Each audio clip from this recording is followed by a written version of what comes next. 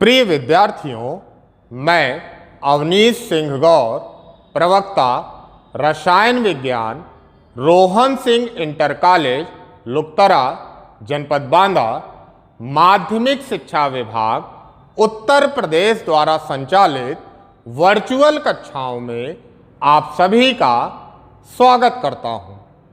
आज हम कक्षा 12 विषय रसायन विज्ञान के एकक 9 उप सह संयोजन यौगिक के अंतर्गत प्रकरण उप सह संयोजन यौगिकों का महत्व का अध्ययन करेंगे। आज के इस व्याख्यान में हमारी चर्चा के बिंदु हैं उप सह संयोजन यौगिकों के महत्व के क्षेत्र, विश्लेषणात्मक रसायन के क्षेत्र में उप सह संयोजन यौगिकों का महत्व, धातु निष्कर्षण के क्षेत्र में उप सह संयोजन यौगिकों का महत्व, विद्युत लेपन के क्षेत्र में उप सह संयोजन यौगिकों का महत्व, फोटोग्राफी के क्षेत्र में उप सह संयोजन यौगिकों का महत्व, जैविक निकायों बायोलॉजिकल सिस्टम के क्षेत्र में उप सह संयोजन यौगिकों का महत्व, जल की कठोरता के आकलन में उप सह संयोजन यौगिकों का महत्व एवं अंतिम चर्चा का बिंदु होगा औषधि क्षेत्र में उप सह संयोजन यौगिकों का महत्व। इससे पूर्व आप वर्नर के सिद्धांत का अध्ययन कर चुके हैं। आप उप सह संयोजन यौगिकों से संबंधित शब्दावलियों का अध्ययन कर चुके हैं। उप सह संयोजन यौगिकों के वर्गीकरण, नामकरण तथा सूत्रीकरण का भी आप अध्ययन कर चुके हैं। उप सह संयोजन यौगिकों में आबंधन तथा उप सह संयोजन यौगिकों में रंग के निर्धारण का भी आप अध्ययन कर चुके हैं।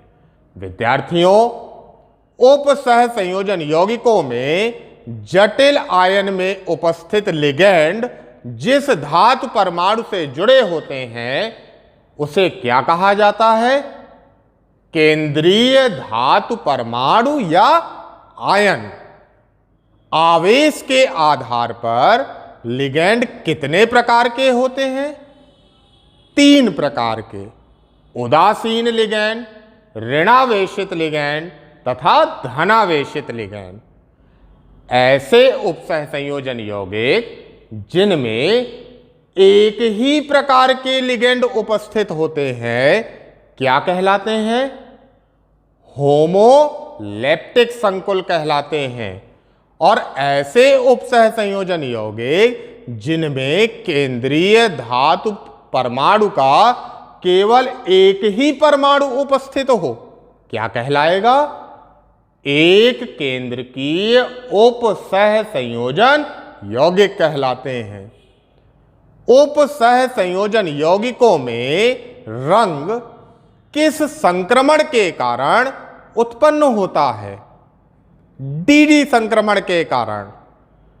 उप सह संयोजन यौगिकों के महत्व के विषय में, इनकी उपयोगिता के विषय में आप क्या जानते हैं?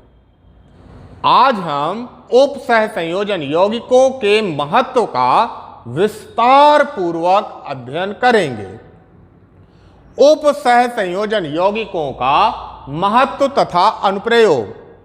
उप सह संयोजन यौगिक अत्यंत महत्वपूर्ण है और अनेक उप सह संयोजन यौगिक तो ऐसे हैं जिनके बगैर तो हम अपने जीवन की कल्पना भी नहीं कर सकते। जैसे रक्त में पाया जाने वाला हीमोग्लोबिन, जो कि आयरन का संकुल यौगिक होता है, के बगैर अपने मानव शरीर की कल्पना कर पाना भी संभव नहीं है।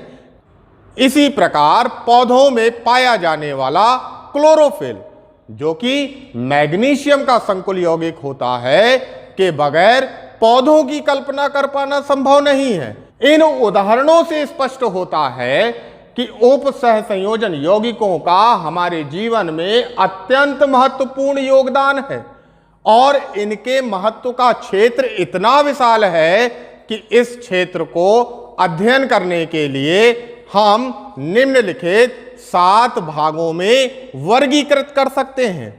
सबसे पहला, विश्लेषणात्मक रसायन के क्षेत्र में उप सहसंयोजन यौगिकों का महत्व। दूसरा है हमारा धातु निष्कर्षण के क्षेत्र में। तीसरा, विद्युत लेपन के क्षेत्र में उप सहसंयोजन यौगिकों का महत्व।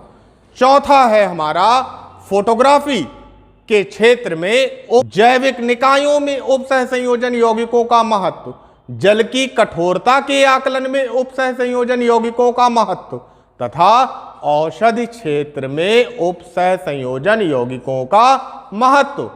सबसे पहला है हमारा विश्लेषणात्मक रसायन के क्षेत्र में उप सहसंयोजन यौगिकों का महत्व। विश्लेषणात्मक रसायन, इसके अंतर्गत गुणात्मक तथा मात्रात्मक 2 प्रकार के विश्लेषण आते हैं और इन दोनों ही विश्लेषणों में उप सहसंयोजन यौगिकों का अत्यंत महत्वपूर्ण योगदान है। सबसे पहले हम गुणात्मक विश्लेषण में उप सहसंयोजन यौगिकों के महत्व को समझने का प्रयास करते हैं। आयनों का परीक्षण उप सहसंयोजन यौगिकों के माध्यम से किया जाता है। आयन रंगीन अभिक्रियाएं देते हैं।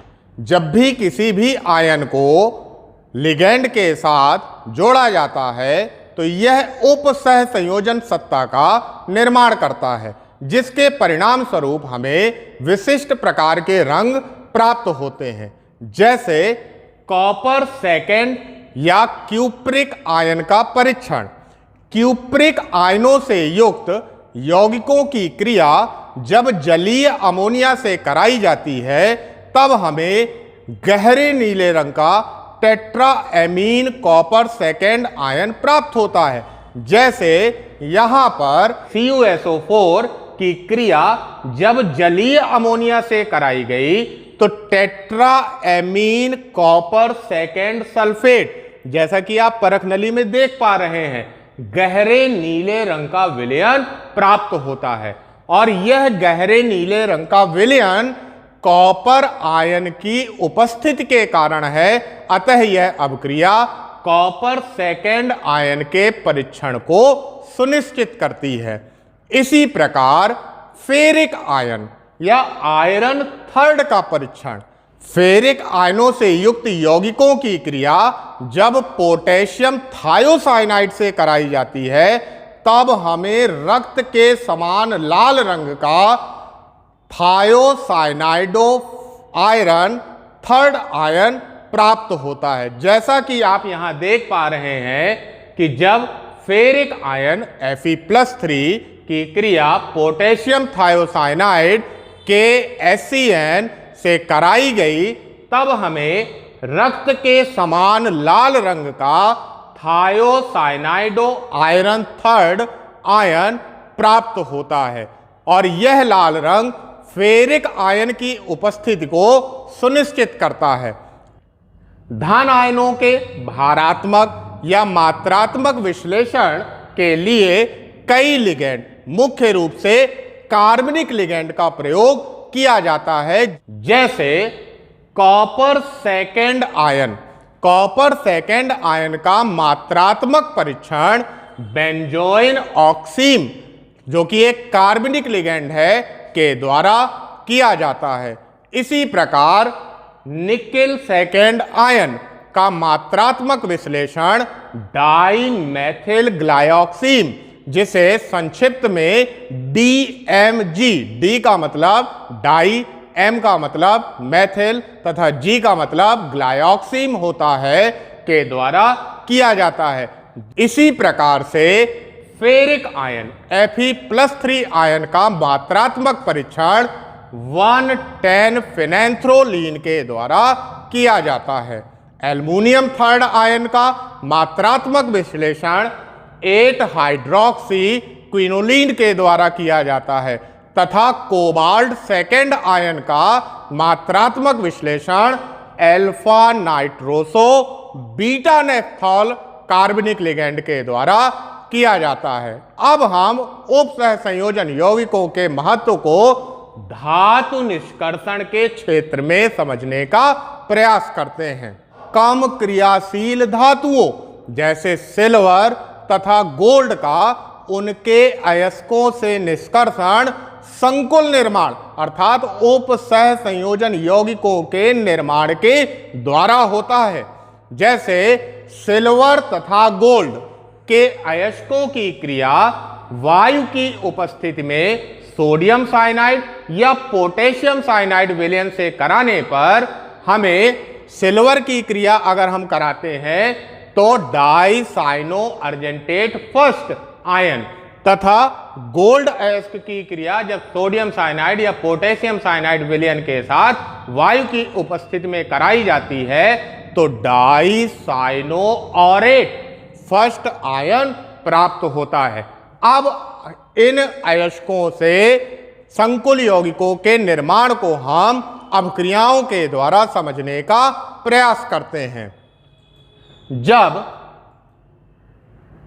जब सिल्वर अयस्कों की क्रिया सोडियम साइनाइड के विलयन के साथ वायु की उपस्थिति में कराई जाती है तो अयस्क में उपस्थित सिल्वर धातु सोडियम साइनाइड वायु तथा जल के साथ क्रिया करके संकुल यौगिक sodium di cyano argentate first का निर्माण करता है। और इसी प्रकार जब गोल्ड अयस्क की क्रिया हम सोडियम साइनाइड विलयन के साथ वायु की उपस्थिति में कराते हैं तब हमें संकुल यौगिक sodium di cyano aurate first जिसका रासायनिक सूत्र NaAuCN होल ट्वाइस होता है प्राप्त होता है। और इन संकुल यौगिकों से ही इन धातुओं का निष्कर्षण किया जाता है। संकुल यौगिकों की क्रिया जब जिंक धातु से कराई जाती है तो ये धातुएं संकुल यौगिकों से अवक्षेपित हो जाती हैं जिसे हम अब क्रियाओं से समझ सकते हैं। जब हम sodium di cyano argentate first की क्रिया जिंक धातु से कराते हैं तो संकुल यौगिक में उपस्थित सिल्वर धातु अवक्षेपित हो जाती है और सिल्वर के स्थान पर जिंक धातु स्थान ग्रहण करती है। अब ऐसा क्यों हो रहा है? जिंक ने सिल्वर को प्रतिस्थापित क्यों कर दिया? उसके पीछे का कारण यह है कि जिंक की क्रियाशीलता सिल्वर धातु से अधिक होती है। इसी कारण जिंक धातु कम क्रियाशील सिल्वर धातु को अवक्षेपित कर देती है, क्योंकि जिंक का अपचयन विभव सिल्वर के अपचयन विभव से कम होता है और विद्युत रासायनिक श्रेणी में जिंक को पहले तथा सिल्वर को बाद में रखा गया है।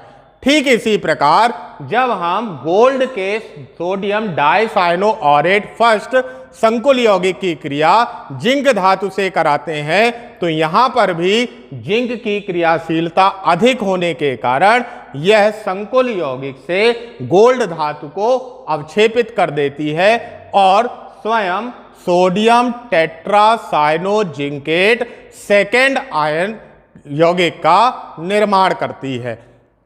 धातुओं के अयस्कों से शुद्ध धातु को प्राप्त करने की यह विधि साइनाइड संकुल विधि या निछालन विधि कहलाती है। इसी प्रकार उपसहसंयोजन यौगिकों का अगला महत्व धातुओं के शुद्धिकरण में भी है, यानी अशुद्ध धातुओं का शुद्धिकरण भी हम उपसहसंयोजन यौगिकों की सहायता से कर सकते हैं। जैसे अशुद्ध निकेल धातु की क्रिया जब 60 डिग्री सेल्सियस ताप पर कार्बन मोनोऑक्साइड गैस के साथ कराई जाए, अर्थात जब अशुद्ध निकेल को 60 डिग्री सेल्सियस पर कार्बन मोनोऑक्साइड गैस की धारा में गर्म किया जाता है, तब हमें टेट्रा कार्बोनिल निकेल जीरो जो कि एक संकुल यौगिक है प्राप्त होता है। जैसा कि रिएक्शन से आप देख पा रहे हैं कि अशुद्ध निकेल की क्रिया जब कार्बन मोनोऑक्साइड के साथ 60 डिग्री सेल्सियस पर कराई गई तो हमें टेट्रा कार्बोनिल निकेल 0 प्राप्त होता है।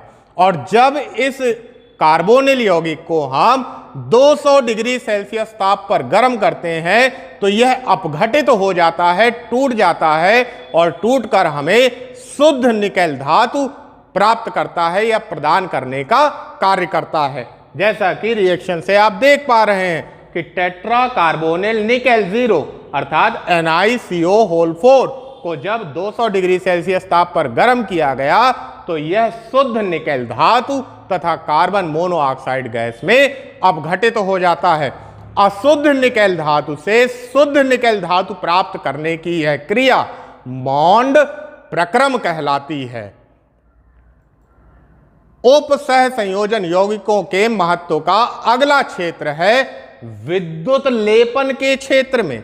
अब सबसे पहले हमें विद्युत लेपन के बारे में जानकारी होना अत्यंत आवश्यक है। विद्युत लेपन का तात्पर्य है कि जब किसी वस्तु पर धातुओं की परत को चढ़ाया जाता है तब यह क्रिया विद्युत लेपन कहलाती है। और इस क्रिया में हमें धातु आयन के विलयन की अपेक्षा धातु के संकुल यौगिक के विलयन का प्रयोग करना चाहिए, क्योंकि अगर हम धातु आयन के विलयन का प्रयोग करते हैं तो वह शीघ्रता से अपघटित हो जाता है और सारी धातु एक साथ उत्सर्जित होकर के वस्तु पर एक ही जगह पर एकत्रित हो जाती है।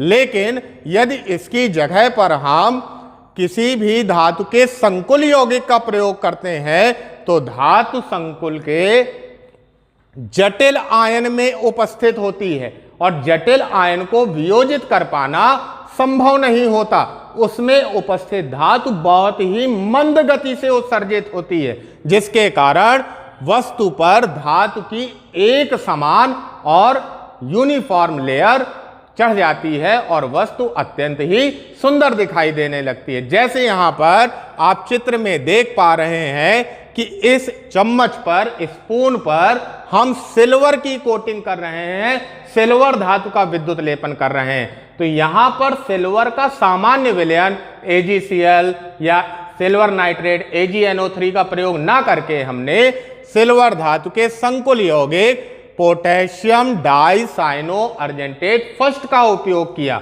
जिससे यहां पर जटिल आयन में उपस्थित सिल्वर धातु धीरे धीरे उत्सर्जित होकर इस चम्मच पर एक समान रूप से चढ़ती है और वस्तु के ऊपर चढ़ी हुई धातु की परत चिकनी होती है और वस्तु अत्यंत ही सुंदर दिखाई देती है।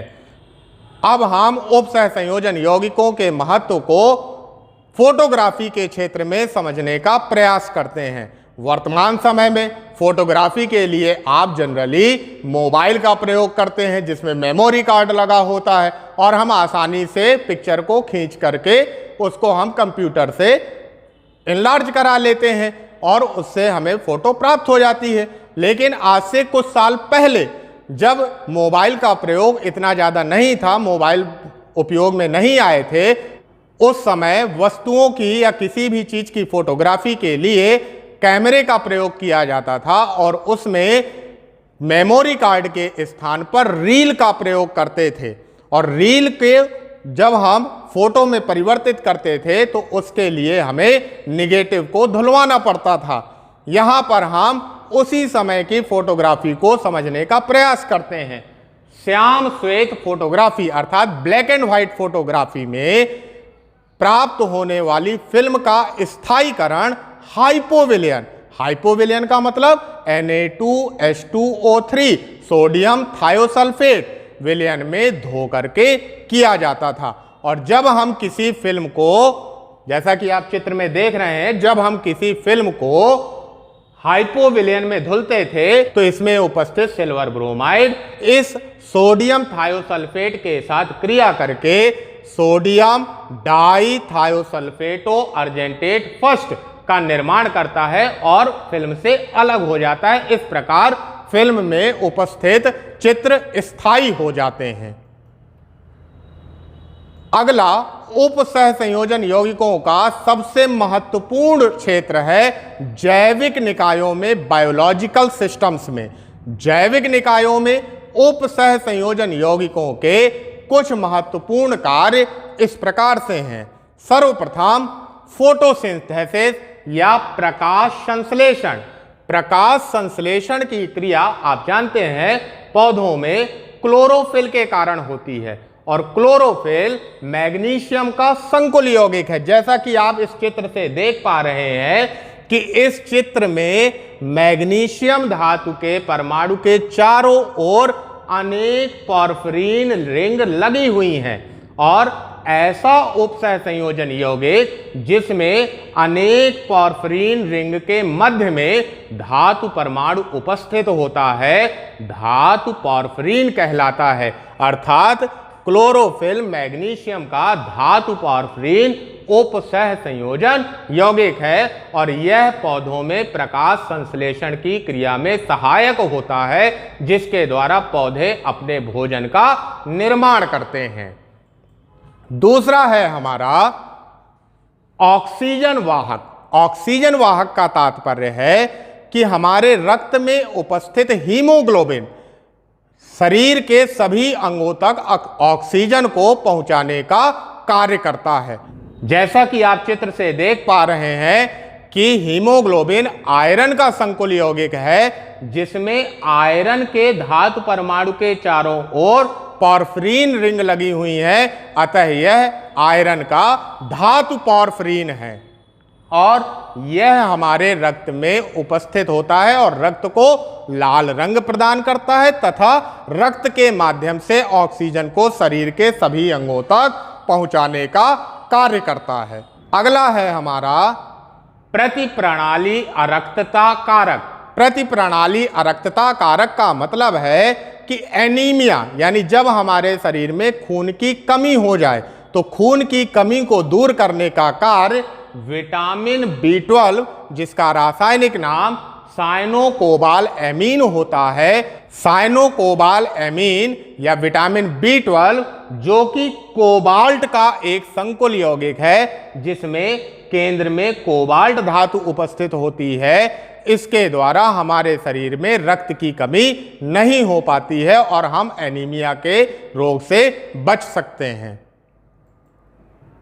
अगला है हमारा उपसह संयोजन यौगिकों के महत्व का सबसे महत्वपूर्ण क्षेत्र जल की कठोरता के आकलन में। जल की कठोरता के आकलन में इसकी क्या उपयोगिता है, उसके पूर्व हमको जल की कठोरता के विषय में जानना अत्यंत आवश्यक है। जल की कठोरता उसमें उपस्थित कैल्शियम तथा मैग्नीशियम आयनों के कारण होती है। कैल्शियम तथा मैग्नीशियम के आयन जल में बाइकार्बोनेट क्लोराइडों के साथ क्रिया करके कैल्शियम बाइकार्बोनेट, मैग्नीशियम बाइकार्बोनेट या कैल्शियम क्लोराइड, मैग्नीशियम क्लोराइड के रूप में उपस्थित होते हैं, और इनका आकलन अर्थात कि इनकी कितनी मात्रा जल में उपस्थित है, इसका आकलन हम सोडियम EDTA अर्थात Na2EDTA के द्वारा करते हैं। जब हम कठोर जल का टाइट्रेशन अनुमापन सोडियम EDTA के द्वारा करते हैं तो जल में उपस्थित कैल्शियम तथा मैग्नीशियम आयन EDTA के साथ क्रिया करके कैल्शियम EDTA तथा मैग्नीशियम EDTA का निर्माण करते हैं, और इन दोनों यौगिकों के स्थायित्व स्थिरांक स्टेबिलिटी कांस्टेंट अलग अलग होते हैं, इसलिए इनका चयनात्मक पृथक्करण किया जा सकता है और इनके मात्राओं की गणना हम सरलतापूर्वक कर सकते हैं। उपसह संयोजन यौगिकों के महत्व का अगला क्षेत्र है औषधि के क्षेत्र में महत्व। औषधि के रूप में भी अनेक उपसह संयोजन यौगिकों का उपयोग किया जाता है, जैसे डिपेंसिलएमीन का उपयोग विल्सन्स रोग के लिए उपचार में करते हैं। अब ये विल्सन्स रोग क्या होता है? विल्सन्स रोग का तात्पर्य है कि इस रोग में मस्तिष्क तथा लीवर में कॉपर की आवश्यकता से अधिक मात्रा संचित हो जाती है, और जब अधिक मात्रा संचित हो जाएगी तो वह हमारे लिए विष का कार्य करने लगती है। अतः इस मात्रा को कम करना अत्यंत आवश्यक होता है, और इसे कम करने के लिए डीपेंसिल एमीन का उपयोग किया जाता है। डीपेंसिल एमीन जब इसका उपयोग हम औषधि के रूप में करते हैं तो यह मस्तिष्क तथा लीवर में उपस्थित कॉपर की अधिक मात्रा के साथ क्रिया करके कीलेट संकुल का निर्माण करता है और उन यौगिकों को हम सरलता पूर्वक शरीर से अलग कर सकते हैं और हम इस रोग से बच सकते हैं। वहीं जैसे डीपेंसिल एमीन कॉपर की अधिकता को कम करने का कार्य करता है तो डेस्फेरिऑक्सिम बी यह आयरन की अधिकता को दूर करता है। इसी प्रकार लेड की विषाक्तता को दूर करने के लिए EDTA का प्रयोग किया जाता है। दूसरा, उप सह संयोजन यौगिकों का उपयोग कैंसर के उपचार में किया जाता है। जैसा कि आप इस चित्र में देख पा रहे हैं कि कैंसर जो कि एक अत्यंत गंभीर बीमारी है और इसके हो जाने पर मनुष्य पूरा परिवार ही परेशान हो जाता है और इसका पूर्ण रूप से इलाज कर पाना भी संभव नहीं है। इस रोग के उपचार के लिए उप सहसंयोजन यौगिक सिस्प्लेटिन तथा कार्बोप्लेटिन का उपयोग किया जाता है। सबसे पहले तो हमें प्रयास ही यही करना चाहिए कि हम इस कैंसर जैसी बीमारी से ग्रसित ही ना हो और उसके लिए हमें सबसे पहले अपने जितने भी हमारे व्यसन होते हैं, तंबाकू, गुटखा, चैनी, इनका उपयोग नहीं करना चाहिए। जितना ज़्यादा से ज़्यादा प्रयास हो सके हमको ये प्रण करना चाहिए कि हम इनका अपने जीवन में उपयोग नहीं करेंगे, ताकि हम इस जैसी गंभीर, जैसा कि आप चित्र से देख रहे होंगे कि यह कितनी गंभीर बीमारी है, इस बीमारी से बच सकें। आज के इस व्याख्यान से हमने उप सह संयोजन यौगिकों के महत्व के क्षेत्रों के विषय में जाना। विश्लेषणात्मक रसायन, धातु निष्कर्षण, विद्युत लेपन, फोटोग्राफी, जैविक निकायों के क्षेत्र में उप सह संयोजन यौगिकों के महत्व को समझा। जल की कठोरता में उप सह संयोजन यौगिकों के महत्व का आकलन किया तथा औषधि के क्षेत्र में भी उप सह संयोजन यौगिकों के महत्व को समझा। आज के इस व्याख्यान का गृह कार्य है प्रत्येक का एक उदाहरण देते हुए निम्नलिखित में उप सह संयोजन यौगिकों की भूमिका की संक्षिप्त विवेचना कीजिए। नंबर 1, जैव प्रणालियां। नंबर 2, औषधि रसायन। नंबर 3, विश्लेषणात्मक रसायन। और नंबर 4, धातुओं का निष्कर्षण या धातु कर्म। प्रिय विद्यार्थियों, आज हमने कक्षा 12 विषय रसायन विज्ञान के एकक 9 उप सह संयोजन यौगिक के अंतर्गत प्रकरण उप सह संयोजन यौगिकों के महत्व का अध्ययन किया।